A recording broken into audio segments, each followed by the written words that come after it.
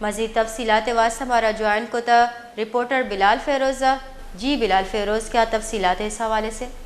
جی بالکل، کوئٹہ شہر میں قوم پرست جماعتیں جس میں جو ہے عوامی نیشنل پارٹی، پشتونخوا ملی عوامی پارٹی اور دیگر 2 پشتون جماعتیں شامل ہیں، ان کی جانب سے جو ہے افغان مہاجرین کے انخلاء کے خلاف جو ہے شٹر ڈاؤن ہڑتال کا اہتمام کیا گیا ہے کوئٹہ میں، اور اس کی جو ہے انجمن تاجران بلوچستان نے بھی حمایت کی ہے، جس کے مطابق جو ہے کوئٹہ کا جو شہر کے مرکزی تجارتی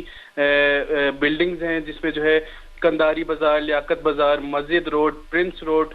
دیگر سمیت ملکہ ہول سیل اور ریٹیلر بازار جو ہیں تمام بند نظر آ رہے ہیں، اور ساتھ ہی ساتھ جو ہے ان قوم پرست جماعتوں کا یہ موقف ہے کہ